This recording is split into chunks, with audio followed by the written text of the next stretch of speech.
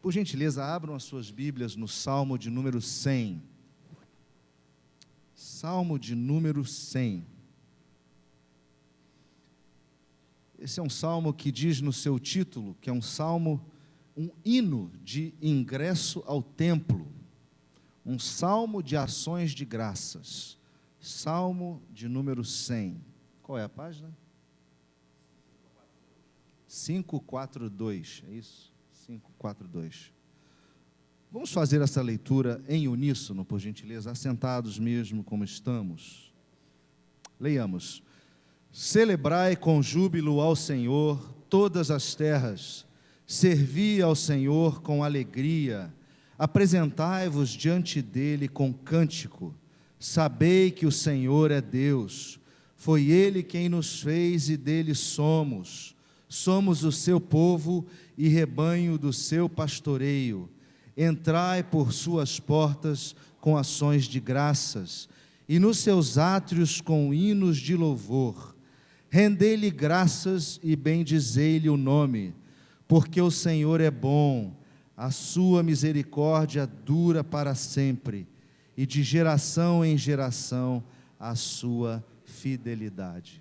Irmãos, como eu falei, este é um salmo que nos convoca a nos aproximarmos do templo, e nos aproximarmos do templo sabendo quem Deus é e sabendo o que a gente veio fazer aqui.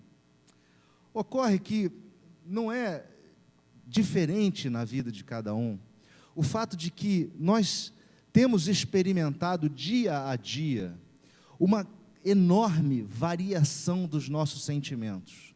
Não é verdade? Há certos dias que a gente amanhece bem, a gente amanhece animado, a gente amanhece com aquela confiança de que tudo vai dar certo. E de repente toca um telefone, de repente chega um e-mail, de repente a gente se depara com uma situação e aquilo muda o nosso estado emocional. A gente sai de uma situação de alegria, de ânimo, para uma situação de estresse, uma situação de irritação, uma situação até mesmo, uma sensação de ansiedade, uma sensação até mesmo de desânimo.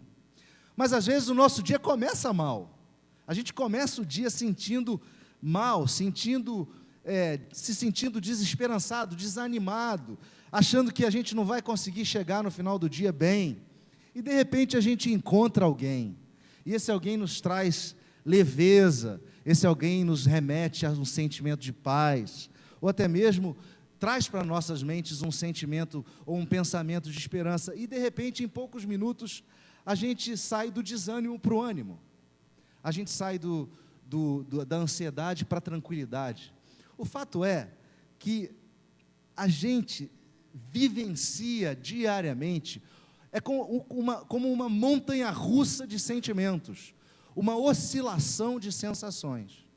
Irmãos, e isso não acontece sem que gere um efeito em nossa vida espiritual. Não há como nós não sermos impactados por esses sentimentos, por essas sensações na nossa vida espiritual, na nossa espiritualidade, né? Vamos ser honestos, irmãos. Quantas vezes aos domingos nós nos levantamos para vir aqui ao culto e nós nos sentimos desanimados de vir à igreja, ou mesmo nós não tivemos aquela motivação para estarmos na presença de Deus, ou mesmo fomos arrastados ou pressionados por alguém, por algum familiar, pelo cônjuge, pelo filho, ou ao menos temos vindo aqui com aquele sentimento de, eu vou cumprir a tabela, eu vou lá porque eu estou acostumado, eu vou lá porque isso virou a tradição cristalizada da minha família, né? Ou até mesmo porque não há nada melhor para fazer. A infelicidade dos fatos é que essas sensações, elas ocorrem conosco, porque somos seres humanos, porque somos suscetíveis a esses sentimentos, a essa montanha-russa emocional que nos atropela ao longo da semana.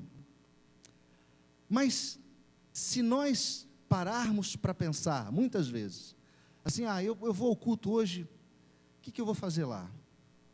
Aí eu vou lá, eu vou encontrar aquela pessoa que, poxa vida, me tratou mal da outra vez.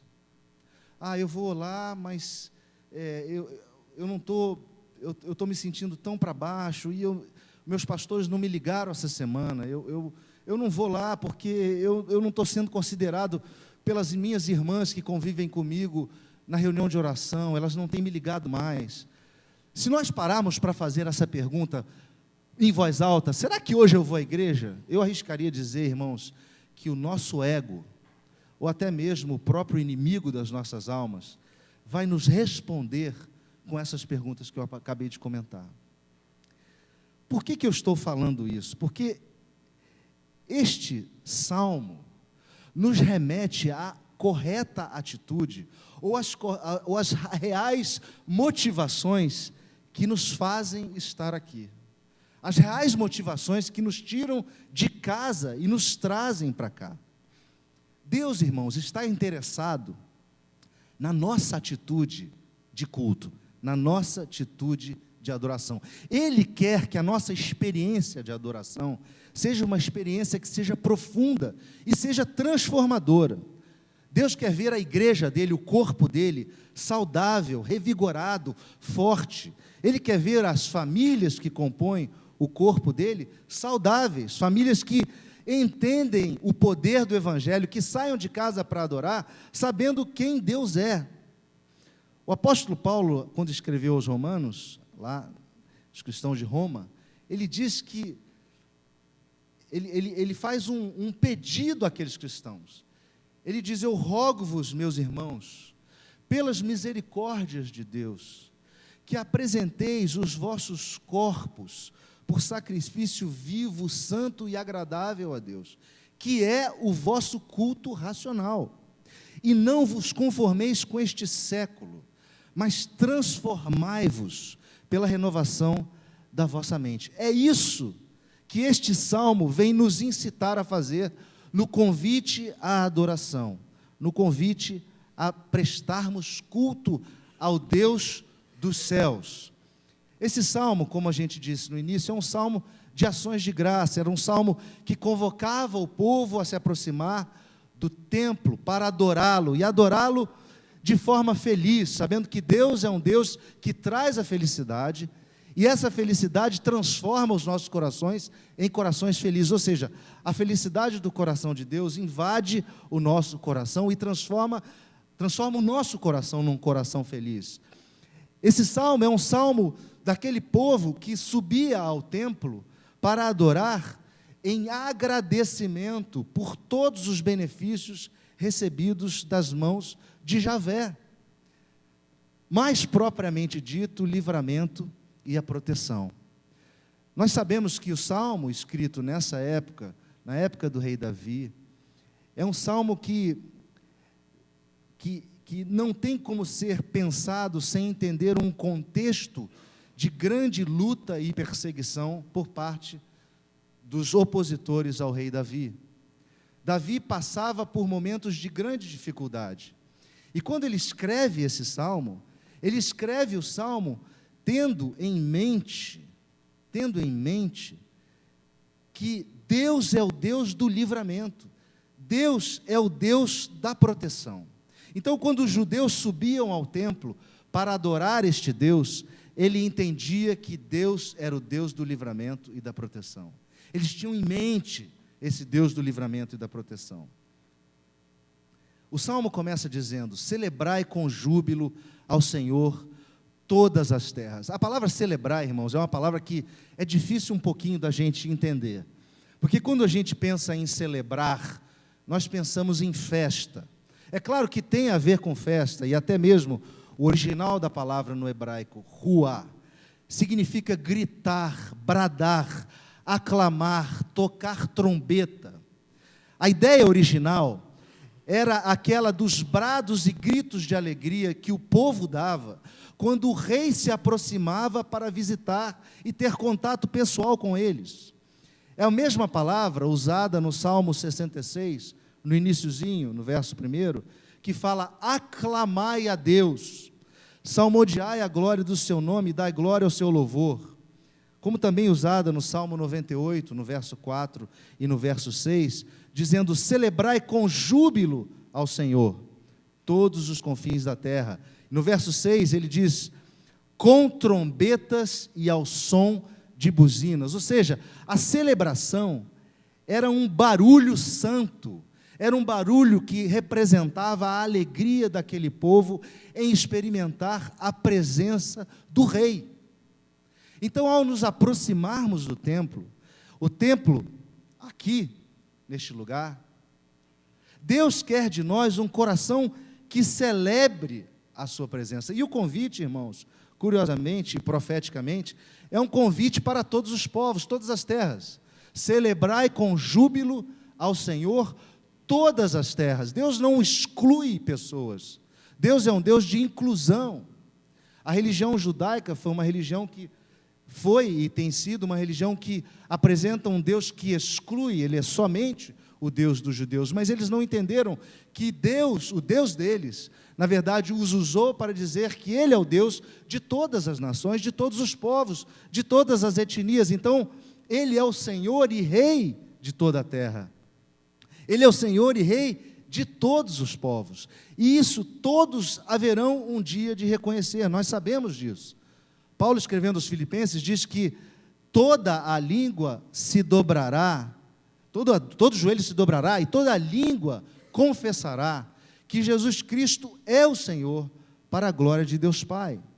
Esse é um convite, irmãos, para prestarmos um culto alegre, um culto cheio de júbilo, cheio de motivos de festejo, um culto em que o nosso coração, por mais que eu tenha passado pela montanha-russa emocional da semana, precisa chegar aqui com uma disposição de alegria, sabendo que vamos encontrar com o Rei, sabendo que vamos ter um encontro sobrenatural.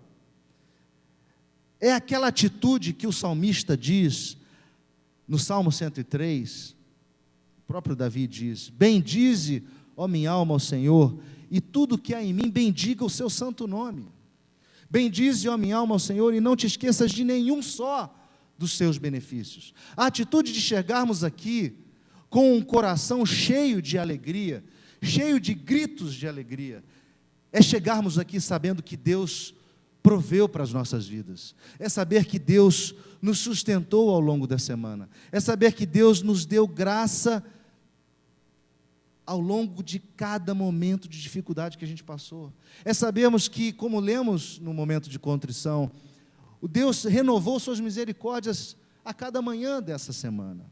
Essa é a atitude, esse é o culto que precisa ser prestado ao Senhor.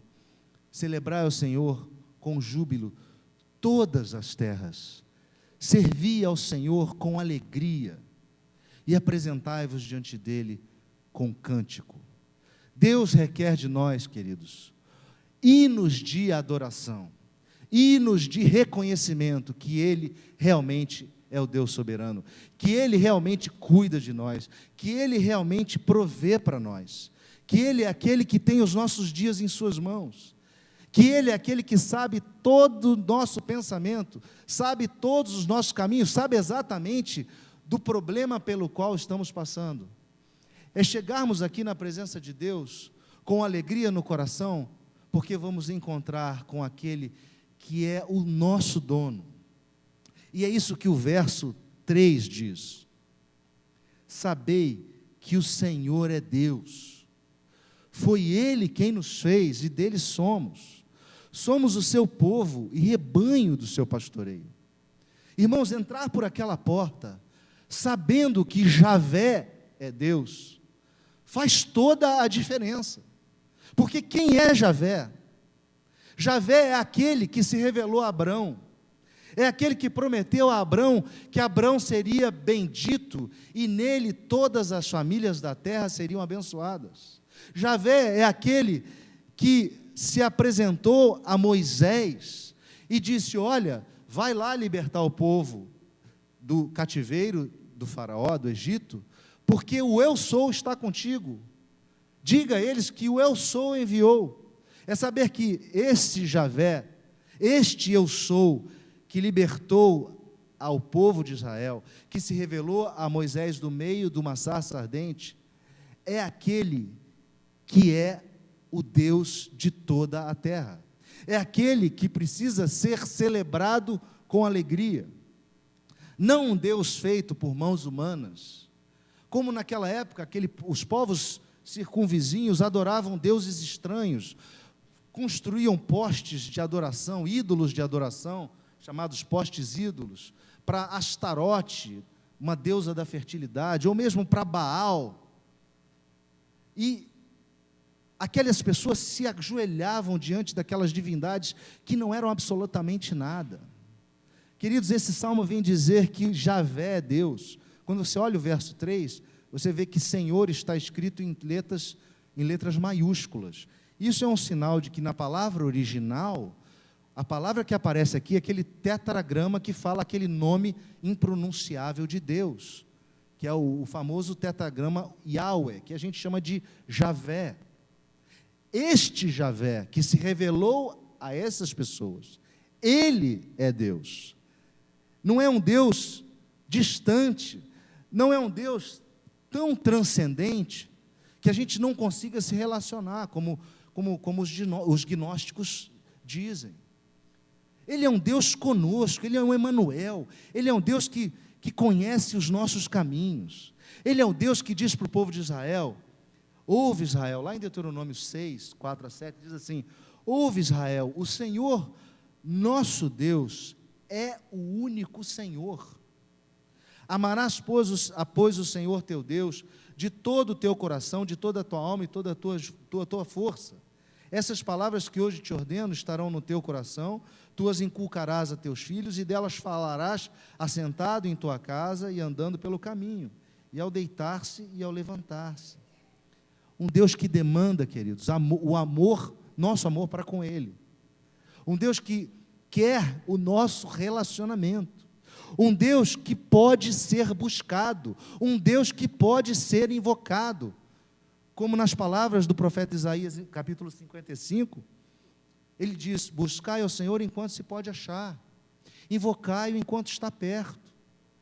Ou mesmo em Jeremias, no capítulo 29, verso 13, Deus dizendo ao profeta: buscar-me-eis e me achareis, quando me buscardes de todo o vosso coração. O Deus Javé é esse que se revelou a esses homens, é esse que proveu para Abraão, na hora do sacrifício de Isaque. Abraão, num teste de fé, ia matar seu filho, e Deus proveu o cordeiro. É o Deus que poupou a vida daquele menino, daquele jovem. Este Javé é esse Deus, irmãos, que precisamos celebrar com alegria. E a pergunta honesta é a seguinte: será que saber isso não deveria mudar a nossa atitude? Será que saber isso não deveria fazer com que nós nos aproximássemos aqui com um coração cheio de confiança, cheio de alegria, cheio de fé, cheio de louvor e gratidão? Esse texto, irmãos, do Salmo 100, responde à pergunta maior, a pergunta mais crítica da humanidade. Qual é a pergunta mais crítica da humanidade, mais séria da humanidade? De onde eu vim? Quem sou eu? É isso que a filosofia tenta responder há milênios. É isso que a ciência tenta responder há centenas de anos. A gente vê pessoas investindo bilhões de dólares, a ciência investindo bilhões de dólares para criar um túnel que faz uma colisão de partículas para mostrar que tudo formou-se de uma explosão, mas também para concluir que essa explosão é fruto de um acaso. Quem será que fez tudo isso? Decifraram a complexidade do DNA e insistem em dizer que essa combinação de bases, de compostos químicos, é pura obra do acaso. Irmãos, a sabedoria de Deus é loucura para os homens, diz o apóstolo Paulo, lá em 1 Coríntios. O próprio salmista diz que no seu coração o insensato diz não a Deus. Este salmo diz: sabei que o Senhor é Deus, foi Ele quem nos fez, e dele somos. Foi Ele quem nos fez, e dele somos. A história conta que um dos reformadores, Philip Melanchthon, quando lamentava a morte do seu filho, ele foi consolado com essas palavras: foi Ele quem nos fez, e dele somos. O apóstolo Paulo, escrevendo aos Efésios, diz que nós somos feitura dele, nós somos criados em Cristo Jesus para as boas obras, as quais Deus de antemão preparou para que nós andássemos nelas. A palavra feitura no grego é poema. Nós somos o poema de Deus, nós somos a obra de Deus. Que obra é essa? Não só a obra de termos sido criados, mas a obra de termos sido regenerados e termos sido feitos o seu povo, porque todos nós estávamos desgarrados como ovelhas. O próprio salmista falou: diz o insensato no seu coração, Salmo 53, não há Deus, corrompem-se e praticam iniquidade, já não há quem faça o bem. Deus do céu olha Deus para os filhos dos homens, para ver se há alguém que entenda, se há alguém que busque a Deus, e ele diz assim: todos se extraviaram e juntamente se corromperam, não há quem faça o bem, não há nem sequer um. Deus nos regenerou interiormente, e nos deu a vida em Cristo, para que fôssemos feitos povo de Deus. Irmãos, nós pertencemos a esse Deus. Ele não é apenas o nosso Criador, mas Ele é aquele que é o nosso dono, é aquele que tem o seu coração conectado com o nosso coração, é aquele que sabe exatamente todas as nossas ansiedades. Sem Ele nós não somos, sem Ele nós não existimos. Não é aquela frase iluminista que diz: penso, logo existo, que é o que move a nossa jornada. É uma outra frase: creio, logo existo, porque essa fé vem desse Deus que me regenerou.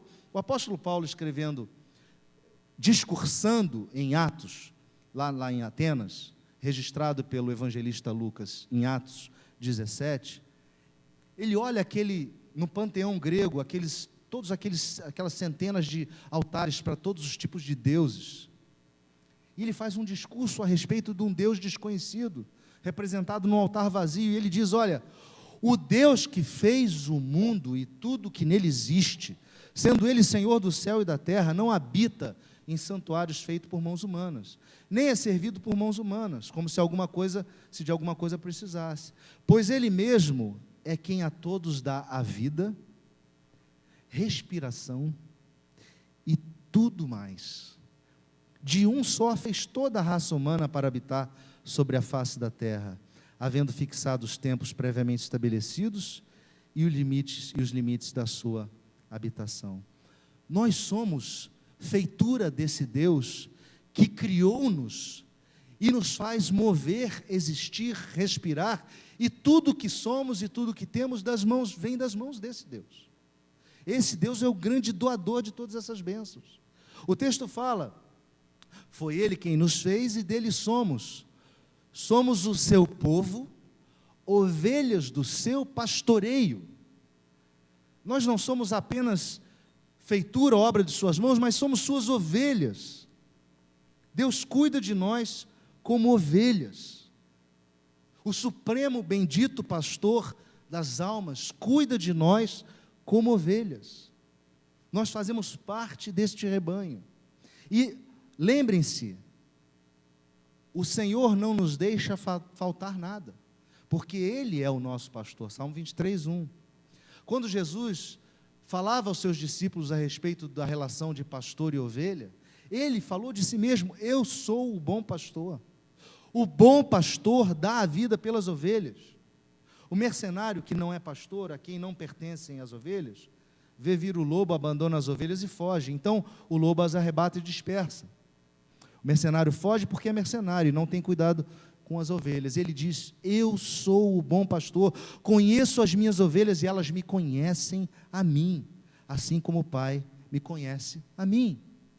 Jesus Cristo é o nosso pastor. E como pastor, em João 10, ele diz: as minhas ovelhas ouvem a minha voz e eu as conheço, e elas me seguem, eu lhes dou a vida eterna, jamais perecerão, ninguém pode arrebatá-las da minha mão. Meus irmãos, quando entramos nesse templo e reconhecemos que Javé é Deus, que foi Ele quem nos fez e dele somos propriedade exclusiva dele, somos ovelhas do seu pastoreio, entramos com a certeza e convicção de que Ele cuida de nós, que Ele sustenta as nossas necessidades, que Ele nos cuida como ovelhas, e nos pastoreia, e nos protege, e nos leva por águas de descanso, que não há quem possa arrebatar-nos de suas mãos. Quando adentramos este templo, com esta atitude, com este reconhecimento, a nossa adoração toma um outro rumo. Saber que estamos prestando culto ao supremo pastor das nossas almas deve mudar nossa atitude, irmãos, radicalmente. Por mais que eu entre por ali, cabisbaixo, triste, desesperançado, eu preciso encontrar aqui alimento para que eu possa reconhecer e transformar a minha adoração. A minha adoração precisa ter significado, precisa entender quem é esse Deus. E o Salmo termina dizendo: entrai por suas portas com ações de graça, e nos seus átrios com hinos de louvor. Rendei-lhe graças e bendizei-lhe o nome, porque o Senhor é bom, a sua misericórdia dura para sempre, e de geração em geração a sua fidelidade. A gratidão tem que ser a essência da nossa atitude. Ao entrarmos por aquela porta, a gratidão deve permear os nossos atos. Sabermos que nós somos fruto da bondade de Deus, que Deus é bom, e esse atributo é imutável. Os atributos de Deus são imutáveis, Deus não muda, Ele é bom para sempre. A gente canta até um corinho que diz: Deus é bom demais. Deus é bom demais. Irmãos, houve época na minha vida em que eu não entendi isso. Eu ouvia os irmãos dizendo: Deus é bom, e eu não entendia. Incrível. Pensando agora sobre o passado, eu encontrava os irmãos e os irmãos falavam: Deus é bom. Eu não conseguia entender aquilo, até um dia que eu entendi. E é isso que precisa acontecer com todos nós. Nós precisamos entender que Deus cuida de nós. Nós precisamos entender que as misericórdias do Senhor, elas são a causa de nós não sermos consumidos. Essas misericórdias não têm fim, nós acabamos de ler. Elas se renovam a cada manhã. Grande é a fidelidade do nosso Deus. Irmãos, Deus é fiel. Deus é fiel. Isso foi banalizado, infelizmente. Porque hoje a frase Deus é fiel, por detrás dela, pode trazer uma série de outros entendimentos. Deus é fiel porque me deu um carro novo. Deus é fiel porque eu saí das minhas dívidas. Tudo bem, você pode até comprar um carro novo, terminar suas dívidas, mas há um Deus é fiel relacionado tanto à prosperidade. Agora, Deus é fiel quando a gente está passando pela dificuldade também. Deus é fiel quando você está há meses esperando uma resposta e não vem. Deus é fiel quando você tem um câncer e ele dura 10 anos. E você trata, e você trata, e você trata, e Deus no final de tudo cura. Deus é fiel quando você está desempregado. Deus é fiel quando o seu filho não quer nada com Deus. Deus é fiel quando o seu casamento está indo mal, e Ele ensina você a agir para que o seu casamento venha a estar bem. Deus é fiel em todas as circunstâncias. Ele não é fiel só na hora de dar, de nos abençoar com bens materiais. Ele é fiel na hora das trevas, porque não há trevas para Deus. A gente cantou aqui, não há trevas que possa encobrir a luz do Senhor. Ainda que eu ande pelo vale da sombra da morte, eu não temerei mal nenhum, porque Ele é o meu pastor, a sua vara e o seu cajado me consolam. Deus é fiel, irmãos, e essa fidelidade é imutável, porque Ele não pode negar a si mesmo, Ele cumpre as suas promessas, Ele sabe daquilo que necessitamos e prover para nós, como já dissemos. Deus é fiel. A palavra de Deus diz: todas as veredas do Senhor são misericórdia e verdade para os que guardam a sua aliança e os seus testemunhos. Deus tem uma aliança de fidelidade conosco. Ele não quebrará a sua aliança. Ele manterá a sua aliança. Uma aliança de graça, uma aliança que vai nos acompanhar até o fim dos nossos dias. Essa aliança é imutável. A palavra de Deus também diz em Salmo 32, muito sofrimento terá de curtir o ímpio, mas o que confia no Senhor, a misericórdia o assistirá. Nós somos assistidos pela misericórdia. Irmãos, sabem a diferença entre graça e misericórdia? Eu já falei isso algumas vezes. Graça, a graça de Deus, é não nos dar aquilo que nós merecemos. Nós merecemos a morte, porque estávamos no pecado, porque estávamos afastados de Deus. Aliás, a palavra diz que nós estávamos mortos nos nossos delitos e pecados, e aguardando a morte eterna. Mas pela sua graça nós fomos salvos. Então a graça é aquilo que vem e resgata a gente da morte. E o que é a misericórdia? A misericórdia é nos dar aquilo que não merecemos. Nós não merecemos nada do que temos, e Deus por sua graça nos dá. Não pense o homem que o seu braço forte o fez enriquecer e ter todos os bens que tem. A palavra de Deus diz isso. É pela sua misericórdia que Deus nos concede todas as coisas. E essas misericórdias se renovam a cada manhã. Essas misericórdias se elevam até os céus, diz o Salmo 57. E a fidelidade do Senhor até as nuvens. O Salmo 145 também diz: o teu reino é o de todos os séculos, o teu domínio subsiste por todas as gerações. O Senhor é fiel em todas as suas palavras e santo em todas as suas obras. O Senhor é fiel em todas as suas palavras. Meu irmão, não duvide da palavra de Deus. Deus é fiel e vai cumprir a sua palavra.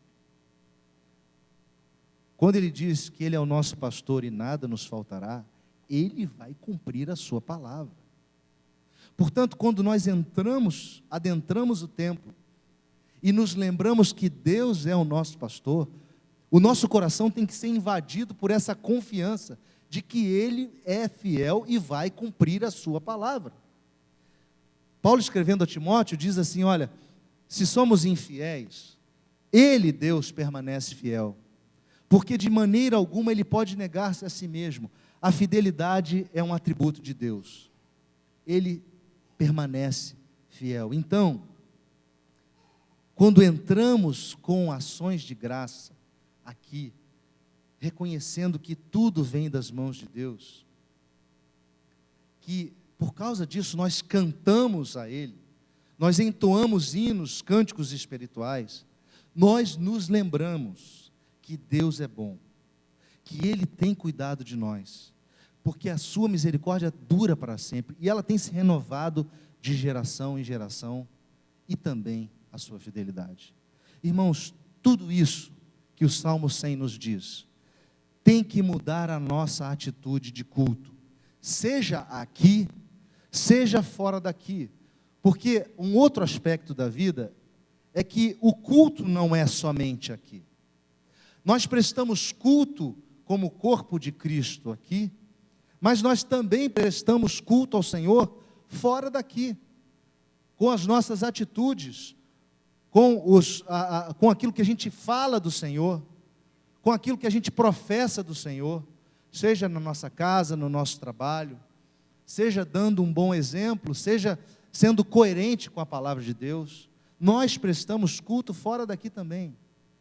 Então, a montanha-russa emocional pela qual todos nós passamos, tem que ser combatida com essas verdades, de que Deus é o nosso Deus, de que nós somos obra dEle, que nós somos suas ovelhas, que Ele é bom, que a sua misericórdia dura para sempre, que Ele é fiel em todos os seus caminhos. Se você conseguir se lembrar de tudo isso, eu tenho certeza que a sua vida vai ter mais momentos de alegria e menos momentos de aflição e de tristeza.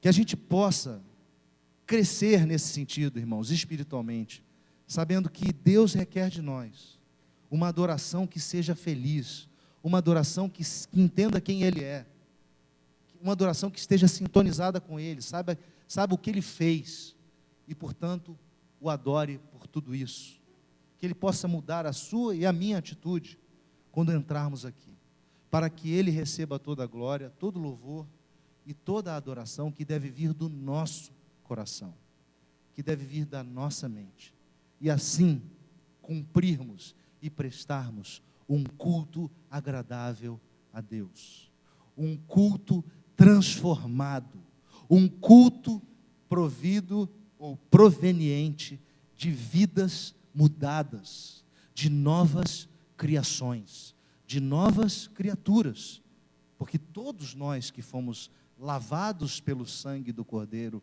somos nova criatura, nova criação. Que o Senhor nos abençoe e nos ajude a que o nosso culto tenha significado. Amém? Vamos curvar as nossas frontes e vamos orar. Senhor, nossa fragilidade é tão grande que eu tenho certeza que, infelizmente, apesar de termos passado esses minutos aqui meditando na Tua palavra, talvez esta tarde a gente seja invadido por um sentimento de desânimo, desesperança, medo. Mas, Senhor, nesse momento eu queria orar por nós, eu queria interceder por nossas vidas, para que nós sejamos pessoas maduras na fé, e possamos assim enfrentar as dificuldades da vida com a Tua palavra, e possamos assim, ó Deus, quando entrarmos na montanha-russa emocional, nos lembrarmos que o Senhor é Deus, que o Senhor nos fez, que o Senhor é o nosso proprietário, que as Tuas misericórdias duram para sempre, que as Tuas misericórdias se renovam a cada manhã, e possamos assim, ó Deus, prestar a Ti um culto que seja mais significativo, um culto que seja mais vivo, um culto que seja mais agradável ao Teu coração. Ó Deus, faz isso em nossas vidas, supre a nossa necessidade, a nossa carência e a nossa fragilidade, opera em nós, para a honra e para a glória do Teu santo nome. Nós Te pedimos isso, não no nosso nome, mas no nome daquele que morreu por nós na cruz, Jesus Cristo, nos dando vida eterna, salvação eterna, redenção no Seu sangue. Em nome de Jesus oramos. Amém.